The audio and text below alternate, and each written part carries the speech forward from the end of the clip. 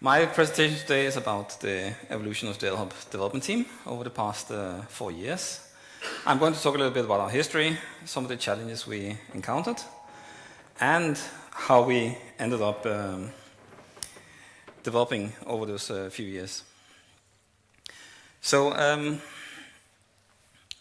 I've been in Elhub since 2016, been the development lead since 2020, which was the year when we took over the system from our vendor. So the Elhub project, some of you might know this, was a 4-year project, started in 2015. It was a typical classical outsourcing project. A lot of developers offshore, very functional, milestone-driven, very waterfall development, and it had a huge development team. I estimate we had about 150 technical people working on this at its peak. The majority of them working from India. In addition to that, we had about 20 developers and testers who were working in Elhub, but they had very little to do with the actual development of the system. They were mostly doing acceptance testing. The project was supposed to go live in 2017. It did not do that. It actually went live in February of 2019. And this was a long project. It was a somewhat difficult project.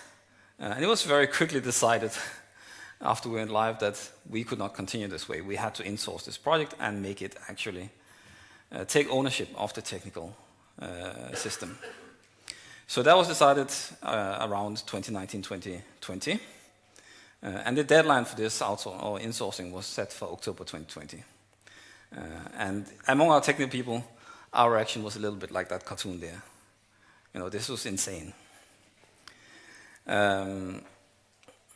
Because at the time when this was decided, we had 4.5 developers in all of Elhub. And we were supposed to take over a system which had been built by 150 people. The half developer is me, by the way. Then we had 4 other developers also. But we started with this project. We went and found out very quickly that to start with, we actually could not start any development work or learning about the development of Elhub because we did not have a platform team, we didn't have infrastructure. So the development team spent the first 4 months of these 10 months just working together with our infrastructure team to get them up to speed and help them, because they started with 2 people. So the actual knowledge transfer of the Elhub system and the actual courses and exercises and workshops only started in May of 2020.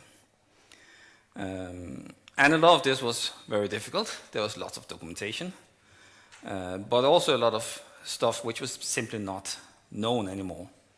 Because you had 150 people who had been working on this project, right? And this was a year after the project had finished. Most of these people had rolled off. They were simply not in the company anymore. So we had a huge challenge ahead of us. And by the time we had gotten to September, we basically had 11 developers in Elhub. And we solved the problem of how do we actually take over a system without any developers by bringing in consultants from our vendor.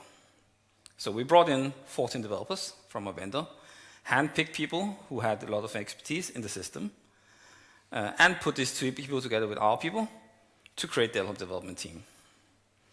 And our goal was that we should have one development team, right? We should not have, Elhub's development team and then we have our offshore team sitting in India who are working on this system. We wanted to have one team, but this kind of collaboration, you can't just build that from day one, because, some of us live in this area, and this is our winter, and others live like this. Right? And then we also had the problem that we had a lot of key personnel, right? So almost every one of these 14 people we were bringing in were a key person on one particular area, which meant that anytime you needed to do something, you had to talk to this particular person. You wanted to change anything in this system, you had to talk with that particular person. We also brought in a lot of technical depth, because the project had been overdue, they had cut some corners. There was lots of stuff here that we needed to fix. And then, of course, this was 2020. So this happened. This was wonderful. So we had a few challenges when we started taking over Elhub.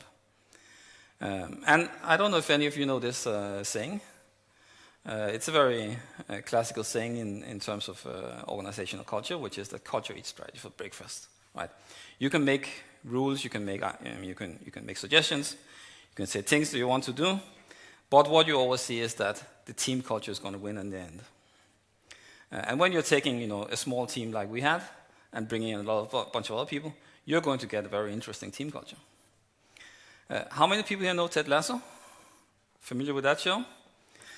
This sign it's a show about an American football coach who comes to the Premier League, takes over a team. One of the first things he does is set up this sign that says, do you believe in miracles? We were kind of in that situation, right? Because we had a lot of challenges we needed to deal with. We had two teams with a shared history, and not all of that history was good. We had a small Norwegian company, right? And you're bringing in people from a multinational giant with more than 700,000 employees. You have a team which is used to working with Agile, bringing in a team which is working with waterfall development.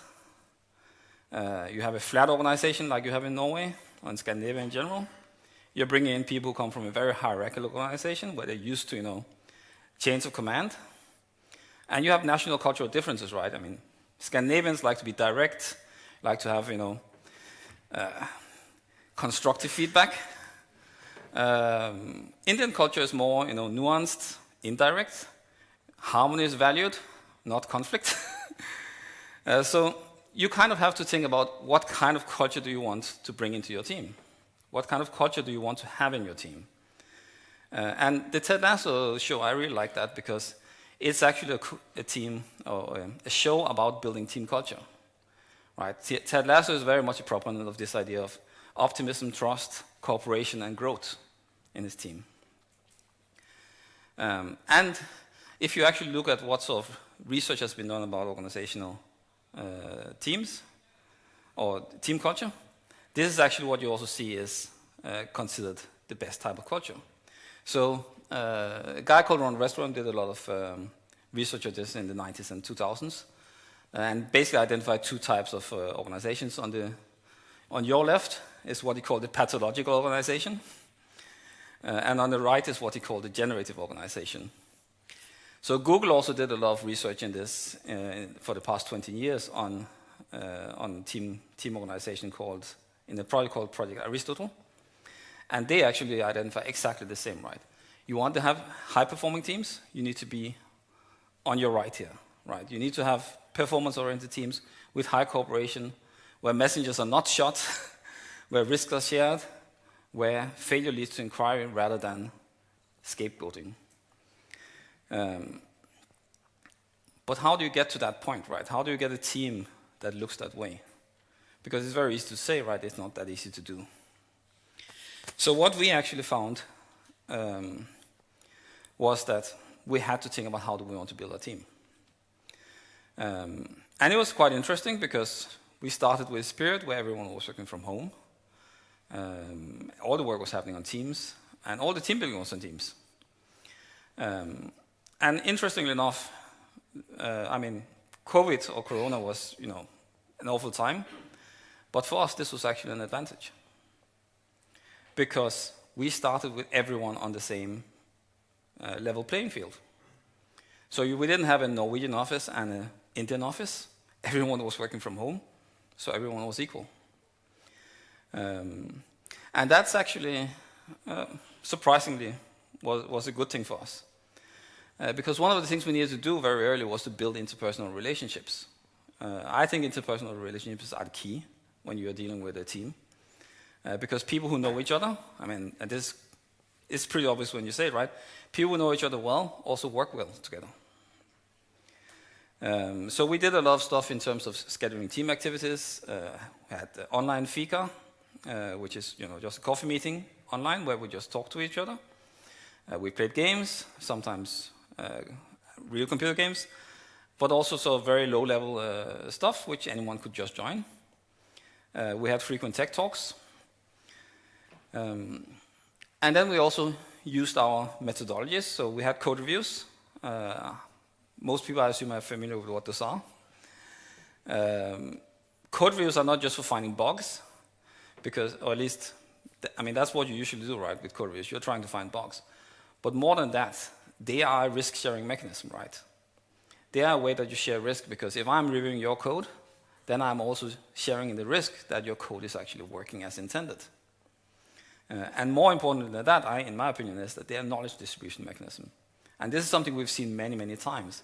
When you're doing code reviews together, you're actually sharing the knowledge about the system. So this was actually a very, very important aspect of getting our organization up to speed, was to have code reviews. Another thing was the concept of blameless retrospectives. So when you're trying to build a learning culture, it is very, very important that people are not afraid to talk about what is wrong, right? And blameless retrospectives are about considering what went well, what went wrong, what do we do to fix it. So the last part, what do we do, is the most important here, right? If you don't have an action at the end of a retrospective, it's not a good retrospective. It means you haven't discussed what actually hurts you. It's very important that these are held regularly, that they're not just post-mortems when things go wrong. And this is actually something we do in Elhub all the time. We have retrospectives, every single team, at least once a month. And we've been doing this for the past 5+ years now. To me, this is actually the key part, because this is where you build the psychological safety, right? This is where you build a team that actually dares to talk to each other and talk about how do we improve our organization. Then another thing, of course, was the matter of how do we organize ourselves. One of the things we did when we started was we actually organized project teams. So you heard Beate talking a little bit before. She was talking about product teams and so on. We did not go there. We decided very early on that this was not going to work. And one of the reasons is because of the key personnel, right? When you have one person who is the only one who can deal with a particular problem, and they need to be part of 4 or 5 teams at once, it is not going to work very well with product teams. Another reason why we didn't do this was because of the architecture of Elhub. We had a lot of tech debt. There were a lot of issues with breaking this up into multiple products. So we did not try that. What we did instead was organize cross-team chapters, which is basically groups of people who have the same competence, who are working around the same area of the architecture, and having them have a high level of autonomy. So if they decided that it was necessary to move from one project to another during a day, they did so. They didn't have to ask management, they didn't have to come and ask me. They could control their time themselves. So basically you need to believe in your team, right? If you don't believe in your team, who's going to do so? Then, and I know this is something that probably not everyone will agree with me, we try to be very careful not to rush too much. So we instituted a lot of changes when we took over in 2020. But we also at least thought about what changes you would go with, and be a little bit careful about not pressuring the team too much. I'm not sure if we agree with that, but my colleagues can probably talk about that more than I can. So, how did it go? Well, I'm still standing here, so that's at least a good indicator. The first couple of years, we spent basically learning and growing the organization. We added a lot of people to the organization in those years. We hit the ground running. Basically ran from day one. We were delivering new functionality, stabilization, bug fixes to the system. And by the end of this 1.5 year period or so, we actually managed to do what we wanted, which was get the organization built up so that we actually had the competence in-house. We didn't roll off all our consultants at that time because we had 2 big projects, which I'm sure some of you also know of, the 50 million project, moving Elhub into the cloud. So we kept most of our consultants for the ensuing couple of years, but finished rolling off everyone this year. So all in all, I would say this was a roaring success. We actually succeeded in doing what we wanted. We actually built an Elhub development team which merged as one. And I see some of my colleagues here today. So I would actually like to say that, it's been an honor to work with these people, and I actually believe that we actually succeeded in delivering something close to miracle. Maybe not a miracle, but very close to it. So, looking forward, what we did at the end of last year was we actually transitioned to product teams. So we actually moved towards the form we wanted to have from the beginning. And Hans Christian, who is the department lead of the development team, will actually talk more about this later today. We are moving towards teams which are more fully DevOps teams, because what we inherited from our vendor was a very split-up organization. We now have cross-functional teams where the ops guys are also part of the development teams. We have a lot more focus now on paying down technical debt than we had before. And one of the things which they mentioned in the generative organizational chart, right, is that this idea of being able to experiment and create space and opportunities to explore, this is also something we're working on, and we're actually changing the organization. So, that was basically what I was going to talk about. I would like to leave you with a few thoughts. One of them is that when you're working with a team and you're building up a new organization, you need to be aware of the differences in your organization, right? You need to be aware of the culture and make that culture into a strength rather than a weakness. So you need to know where you want to go with this.